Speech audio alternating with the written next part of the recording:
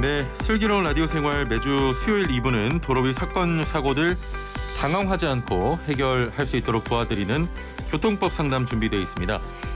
사막의 땅이라고 불리는 미국 텍사스에 30년 만에 한파와 눈보라가 몰아치면서 차량 130대가 연쇄 추돌하는 사고가 발생했습니다. 밤새 내린 비와 진눈깨비가 얼어붙으면서 만들어진 빙판길 때문에 아침 출근 시간대에 대형 추돌 사고가 발생한 건데요. 우리나라에서도 어제 폭설이 쏟아지면서 차량 8대가 추돌하는 사고가 일어났습니다. 오늘 오전에도 드문드문 얼어있는 도로 때문에 고생하신 분들 많을 것 같은데요. 눈길, 빙판길에서의 교통사고 발생 시 처리 방법과 안전운전을 위해 지켜야 할 것들 함께 알아보도록 하겠습니다. 자, 방송 들으시면서 눈길에 미끄러져 사고 났는데 과실 비율은 어떻게 되는지, 주차장에서의 사고도 교통법에 해당하는지 등등 교통사고 또 교통법에 대해 궁금한 점이 있는 분들, 자 지금 바로 서두르시길 바랍니다. 단문 50원, 장문 100원의 유료 문자 샵 0945번으로 보내주시길 바랍니다. YTN 라디오 유튜브와 애플리케이션 댓글창도 활짝 열려 있습니다. 자, 그럼 함께 말씀 나눌 분 모셔보죠. 교통사고 전문 변호사죠. 정경일 변호사와 함께하겠습니다. 안녕하세요. 네, 안녕하세요. 스튜디오에서는 오랜만에 뵙는데 네네. 안 보여요. 아, 네, 맞습니다. 저 가려져 예. 있어서. 네네. 네. 아무쪼록 보고 싶었습니다. 네, 저도 오랜만에 오다 보니까 몇 층인지 헷갈려가지고 작가님한테 물어서 왔습니다. 아, 그래요? 네네. 아니 많이 오셨잖아요. 아, 그래도 또 오랜만이라서. 한동안 뜸하게 오니까 몇 층이지 이러다가. 알겠습니다. 다음부터는 잊지 마시고요. 네네, 적어놓겠습니다. 라디오 기억해 주시길 바랍니다. 네네네. 자, 그 133중 추돌 사고예요. 네. 바다 건너서 우리나라에까지 들어올 정도로 네. 정말 대형 추돌 사고인데 올해도 참 우리나라에도 눈이 많이 왔어요. 맞습니다. 예. 이제 괜찮을까 싶으면 또 눈이 내렸는데 이런 사고를 막기 위해서 오늘도 좀 조심 운전이 필요하지 않겠습니까? 네, 맞습니다. 미국에서 일어난 133중 추돌 사고 예. 역대급이거든요. 사실 뭐 기네스북에 등재가 될 수 있었다면 등재가 되는데 기네스북에서는 사고를 유발하는 이와 같은 사건에 대해서는 기록 등재를 하지 않는다고 합니다. 그래서 등재 안 된 것이고 예. 또 공교롭게 2월 11일 날 미국에서 이와 같은 133중 추돌 사고가 일어났는데 예. 우리나라에서 가장 역대 다중 추돌 사고가 일어난 적이 있습니다. 예. 혹시 아나운서님 아십니까? 기억하세요? 역대 추돌 사고요? 네, 가장 최다 다중 추돌 사고가 일어났습니다. 우리나라에서. 예, 한 35대 정도 아닙니까? 아닙니다. 2005년 2월 11일 같은 날입니다. 그때 같은 날이요? 예, 영종도역에서 106중 다중 추돌 사고가 있었습니다. 106중이 네, 나왔습니까? 그때까지만 하더라도 제가 알기로는 그게 대한민국뿐만 아니라 전 세계에서도 가장 다중 추돌 사고, 최다 다중 추돌 사고로 기억을 했었는데 예. 이번에 또 그걸 넘어서는 사고가 있었는데 원인은 좀 다릅니다. 사실 미국 같은 경우에는 블랙 아이스 때문에 난 사고고 예. 뭐 지난 2015년 일어난 영종대교 106중 추돌 사고는 안개입니다. 사고 원인을 떠나서 이와 같은 빙판길, 이제 겨울이니까 빙판길이 끝났다라고 생각할 수 있겠는데 예. 빙판길 블랙아이스 말고 또 위험한 것이 하나 더 있어요. 예. 슬러시 도로라고 해서 이 부분에 대한 사고를 좀 더 주의해야 될 것으로 보입니다. 이제는. 지금 말씀하신 게 그 블랙 아이스 네. 그리고 슬러시 도로인데요. 네네네. 두 개가 어떻게 다릅니까? 네, 먼저 슬러시 도로, 이게 개념이 많이 생소하실 거예요. 예. 블랙아이스 같은 경우에는 그래도 많이 들어보셔서 어느 정도 아실 것 같은데 슬러시 개념 정리를 인터넷 국어사전을 먼저 통해서 한번 이야기를 드릴게요. 이게 보이는 것이라면 제가 사진을 설명을 드리겠는데 예. 조금 설명이 필요하니까 좀 굳이 설명 드리니까 양해 좀 부탁드립니다. 네. 예. 이제 인터넷 국어사전을 보면 잘게 부순 얼음에 과즙, 우유, 설탕 등을 섞어 만든 아이스크림 한 종류. 일반 아이스크림보다는 얼음이 많고 빙수보다는 우유가 많다라고 슬러시 개념 정의를 하고 있습니다. 예. 예, 이것이 도로에 형성됐다는 것인데 쉽게 말해서 살얼음 도로라고 생각하시면 돼요. 그렇죠. 예. 예. 이와 같은 살얼음 도로는 눈길이나 빙판길보다 교통사고 치사율이 훨씬 더 높거든요. 치사율이 높습니까? 네네. 예.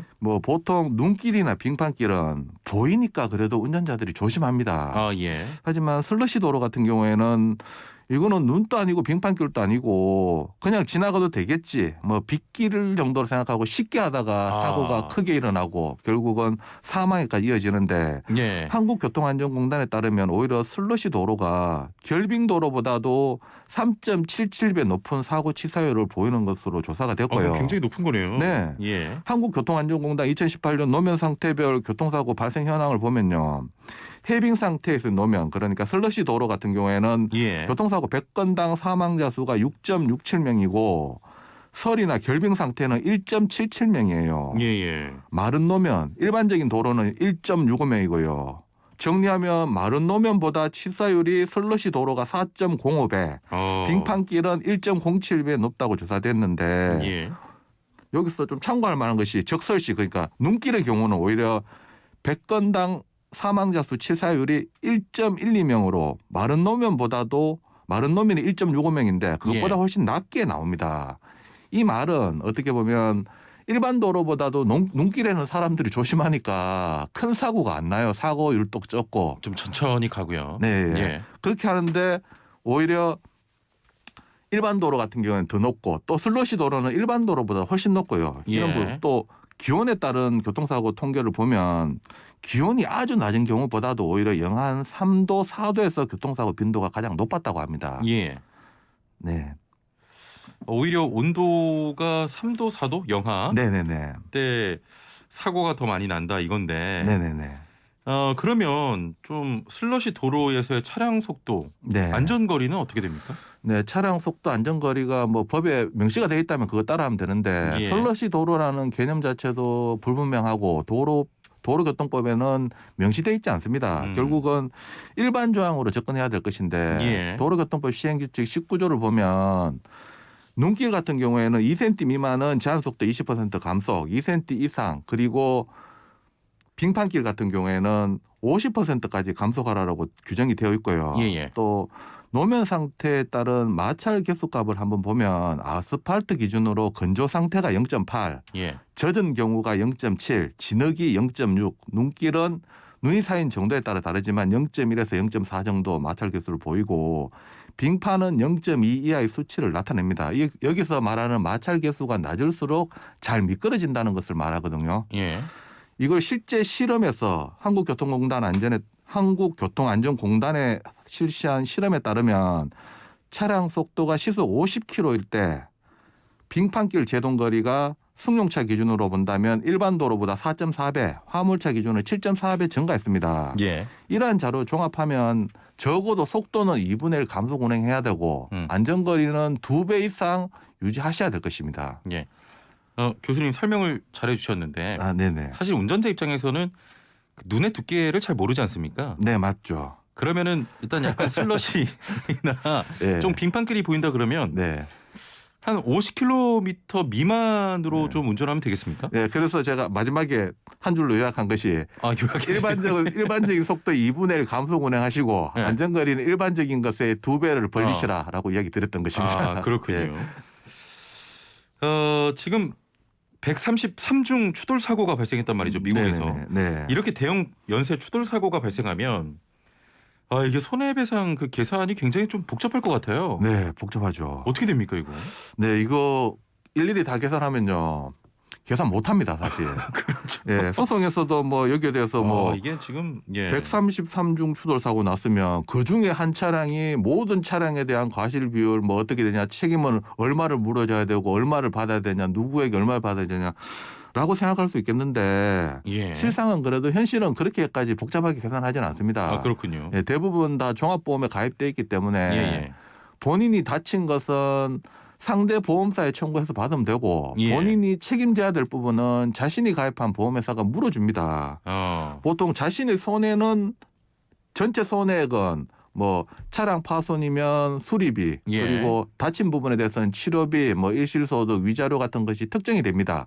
여기에서 자신이 잘못한 과실 비율 예. 그만큼을 빼고 뭐 연쇄 추돌 사고 차량 모두에게 책임을 묻는 것이 아니라 대표적으로 하나에 대해서 한 사람이 공동불법 행위자가 되기 때문에 또 공동불법 행위자는 일부 실행에도 전체에 대해서 연대 책임을 지기 때문에 한 사람한테 책임 묻고 그러면 그 사람은 자신의 책임 이상에 대해서 책임을 진 부분은 다시 또 다른 원인 제공 차량에게 구상을 하는 식으로 순차적으로 책임 소재가 이루어집니다. 예. 네네. 아 근데 갑자기 좀 궁금해지는데 네. 뭐 손해를 따지고 이런 걸 떠나서 네. 이런 사고가 발생하면 네.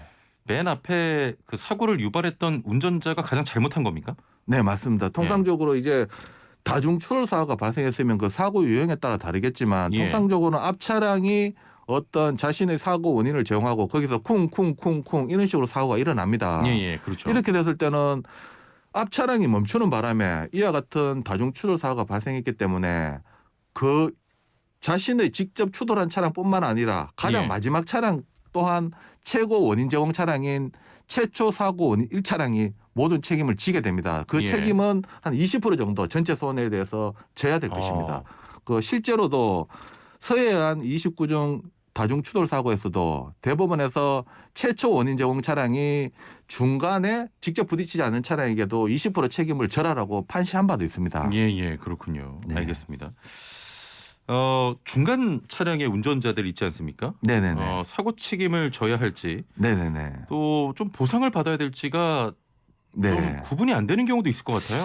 맞습니다. 특히 중간에 있는 차량 같으면 앞 예. 차량에 대해서는 자기가 추돌했으니까 가해자가 되는 것이고 또 뒤 차량에 대해서는 본인이 추돌 당했으니까 피해자가 될 그렇죠. 것이고 예. 또 누구한테 책임을 물어야 되는지 정확하게 나눠지지도 않습니다. 예. 또 한 번 부딪혀서 끝나는 게 아니라 부딪혔는데 또 뒤에서 추돌해가지고 밀려서 또 재차 충격하는 경우도 있고 이런 부분 때문에 책임을 물어줘야 되는지 아니면 받아야 되는지 헷갈리는 부분도 있는데 아까 이야기 드린 것처럼 종합보험에 가입돼 있다면 예. 이 부분에 대해서 먼저 본인이 책임질 부분은 보험 처리로 끝나니까 생각을 좀 안 하셔도 되고 받을 것에 대해서 예. 이제 보통 앞 차량에 대해서 책임을 묻기보다는 뒤 차량이 추돌했으니까 뒤 차량이 가입한 보험회사에게 청구하면 됩니다.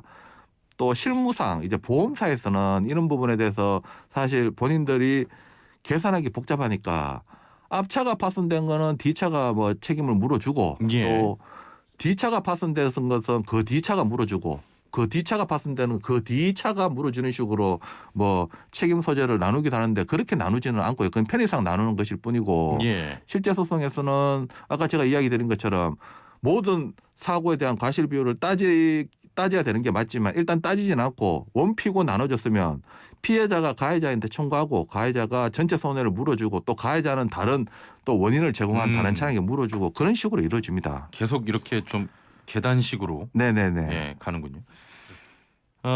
다중 추돌의 경우에는 각 차량의 과실 정도를 좀 따지는 게 쉽지 않아 보이는데 네네네. 이게 또 측정 방법이 있습니까? 측정 방법이 뭐 명시적으로 규정된 건 없습니다. 예. 사실 그 판사님이든 뭐 변호사가 이렇게 이야기하는 부분에 대해서 좀 정립된 바는 대한민국 측정 기준이 마련돼 있지는 않습니다. 예. 보통 판례 기존에 있던 판례와 뭐 어떤 과실 비율 기본적인 해설을 가지고 판단하는데 통상적으로 뭐 1차 사고 났을 때 다친 부위와 뭐 1차 사고 났을 때 파손된 부위가 명확하게 구분이라도 된다면 그나마 과실 비율을 판단할 수 있는데 예. 1차 사고로 다친 것인지 1차 사고로 파손된 것인지조차도 명확하게 판단 안 되는 경우도 많고 사고 유형도 오히려 중간에 다중추돌사가 끊어졌고 또 다시 다중추돌사가 발생될 수도 있고 아니면 가장 뒷차량이 앞 차량들을 다 밀어버려서 다중추돌 사고가 발생될 수도 있고 사고 유형에 따라서도 다릅니다. 먼저 예. 이런 부분도 있기 때문에 먼저 아까 제가 이야기 드린 것처럼 최초 원인 제공 차량이 전체 손해에 대해서 20% 책임을 지는 부분과 또 사고 발생했을 때 앞 차량이 그 뒷차량보다는 앞 차량이 피해 차량이고 뒷차량이 가해 차량이다. 이 부분과 예. 그리고 또 이 사고에 대해서 이제 책임을 묻는 방식 자체가 모든 책임을 다 묻는 것이 아니라 구상하는 식으로 책임 소재, 책임 전가 형식이 이루어진다. 이런 부분을 종합적으로 고려해서 구체적인 사안에 따라서 과실 비율 판단이 이루어지는데 결국은 블랙박스 영상이 절대적인 판단 기준이 된다고 볼 수 있습니다. 예. 뭐 블랙박스를 보고 또 판단을 해야겠죠. 개별적으로. 네네네. 예. 자, 알겠습니다. 지금 애청자분들의 고민 상담으로 좀 이어가 보도록 하겠습니다. 네네. 2821번님 내리막길을 내려가는데 뒤쪽에서 눈길에 미끄러진 차가 제 차를 박았습니다. 네. 자, 그런데 옆에 가던 또 다른 차량이 미끄러지면서 제 차 옆쪽을 긁고 조금 더 미끄러져서 섰습니다. 네. 저도 차를 세우고 내렸는데 네. 상황을 살피는 동안 제 차가 미끄러지면서 예. 제 차 옆쪽을 긁은 차량에 다시 부딪혔. 복잡하네요. 네. 내용이 어려운데요. 예. 이미 그 차가 제 차를 긁은 상태인데 운전자가 저에게 배상을 요구합니다. 네. 이걸 제가 배상해야 될까요? 그 차가 제 차를 먼저 박았는데요라고 하셨네요. 네, 이건 어떻게 보면 그림으로 설명을 하면 참 쉬울 것 같은데 먼저 복잡한데요, 본인이 이거? 있는데 예. 뒷차량이 미끄러지면서 부딪혔고 또 그렇게 끝난 게 아니라 또 다른 차량이 이제 우리 애청자님 차량을 측면을 긁었어. 그래서 이제 사고 수습하는 차를 내렸는데 우리 차가 또 옆 차량을 또 받았다라고 예. 이야기하는데 이 부분에 대해서는 사실 충격했으면 충격한 차량이 사고에 대한 책임이 있는 게 맞습니다. 하지만 먼저 옆 차량이 애청자님 차량을 먼저 충격해가지고 그 사고 수습하는 차원에 그렇죠. 내렸기 때문에 예. 이 부분에 대해서는 애청자님 차량이 옆 차량을 충격했다 하더라도 일부 책임만 주어질 것으로 보이고 더 나아가서 이미 충격해서 파손된 부분을 다시 부딪혔다라고 한다면 이미 1차 사고로 파손이 되었기 때문에 다시 재차 파손이 이뤄진 것으로는 보지 않고 손해가 확대 안 되었다고 봐서 책임을 질 의무까지는 없습니다. 그래서 그렇군요. 파손 부위도 한번 봐야 될 것 같고 예. 일단 전적으로 다 물어줘야 될 것은 아닙니다. 오히려 지금 사고를 유발시키고 사고 수습하는 과정에서 발생되는 사고이기 때문에 애청장님보다는 옆 차량 책임이 훨씬 더 많을 것으로 보입니다. 아 그렇군요. 네. 오히려 애청자님의 차량보다 옆에 그 차량이 더 좀 책임이 많다고 합니다. 그렇죠. 저 네. 같으면은 이럴 것 같아요. 어떻게요? 그냥 가세요. 네, 사실 맞습니다. 이게 어떤 외부적인 요인이 없고 예. 운전자들 사이에 잘못이 있었다면 가피해자를 명확하게 나눠가지고 그들에 대해서 모든 책임을 물으면 되는 것이 맞습니다. 하지만 이와 같은 자연재해라 볼 수 있는 눈, 지금 사연 자체를 본다면 엄청난 눈이 내려가지고 빙판길이 돼버린 것 같아요. 사람이 예, 제대로 그렇죠. 제대로 못 서 있을 정도로요. 예. 이와 같다면 서로에 대해서 책임을 명확하게 외부적인 요인이 없는 상태에서 과실비율을 따지기보다는 보통 법원에서도 이런 경우는 과실비율 개념으로 판단하지 않고 책임의 제한이라고 해서 전적인 책임을 상대방에게 묻기보다는 일부를 제한합니다. 예. 자연적인 제한을 고려해서. 그렇게 해서 뭐 이 부분에 대해서는 서로 어떻게 보면 원만하게 해결하는 것이 가장 바람직한 답으로 또 보입니다. 그렇습니다. 네. 8245번님 지난 주말에 고속도로에서 사고가 있었는데요. 저희는 2차로에서 주행 중이었고 뒤쪽에서 차량이 갑자기 튀어나오면서 1차선에 있는 대각선의 앞쪽 차량에 추돌하고 그 여파로 뒤따르던 차량도 연쇄 추돌이 있었습니다. 자, 저희는 급브레이크를 밟아 피할 수 있었습니다만 당시에는 어깨와 허리, 무릎 등의 통증이 있었지만 제가 기존에 치료받던 증상도 있고 우리 차가 부딪힌 건 아니니까 근육통 정도겠지 하고 넘겼는데 다음 날부터 두통과 메스꺼움 등 불편한 증세가 나타났습니다. 이런 경우에도 보험 청구가 가능한 걸까요? 라고 하셨네요. 네, 일단 사고 안 나셨으니까 다행이고요. 예. 보통 이런 걸 비접촉 사고라고 합니다. 이와 같은 주변에서 사고 나는 바람에 급브레이크를 밟았다. 이와 같이 급브레이크를 밟았을 때나 가벼운 접촉 사고가 발생했을 때나 운전자나 승객이 다치는 정도는 동일하다고 볼 수 있습니다. 예. 블랙박스 영상 한번 보시면 아시겠지만 브레이크를 밟았을 때의 멈추는 장면과 가벼운 접촉 사고가 발생했을 때의 멈추는 장면이 동일하거든요. 그만큼 그 충격의 정도는 같아요. 이와 같이 비접촉 사고가 났다 하더라도 운전자나 승객이 다칠 수도 있습니다. 그것도 다음 날 그 현상이 나타날 수도 있고요. 하지만 현실은 이와 같이 부딪히지도 않았을 때 보험 청구하기 위해서는 교통사고라는 것을 운전자가 승객이 입증을 해야 됩니다. 입증하는 어려움이 있기 때문에 블랙박스 영상 그 당시 사고가 어느 정도였는지 그리고 급제동을 했는 게 영상에서 나타나기 때문에 이 정도 있었던 부분 그리고 병원에서 치료를 받으시고 의사 선생님의 소견서 첨부한다면 보험 청구는 가능할 것으로 보입니다. 보험 청구는 가능하다. 네네네. 자, 마지막 질문은 그냥 예 아니오로만 답해주시면 될 것 같아요. 네네. 네, 시간이 얼마 안 남아서. 네네네. 6874번님 삼거리 교차로에 직진하던 중에 옆 차량이 방향 지시 등도 켜지 않고 제 쪽으로 차선 옮기다가 사고가 났습니다. 이런 경우 과실비율 100대 0이 되는 거 아닌가요? 이미 사고 처리는 됐는데 보험회사에 다시 확인하고 싶은데 가능할까요? 라고 하셨네요. 네, OX로 대답하기 좀 애매하고요. 될 수도 있고 안 될 수도 있습니다. 옆에서 그렇군요. 갑자기 급차로 변경했다면 100대 0이 맞는데 100대 0 멀리서부터 차로 변경을 했다면 일부 과실 주어질 수도 있습니다. 예, 세모로 답하셨네요. 세모. 네네. 알겠습니다. 자, 오늘 말씀은 여기까지 듣겠습니다. 감사합니다. 네, 감사합니다. 네, 지금까지 교통사고 전문 정경일 변호사와 함께했습니다.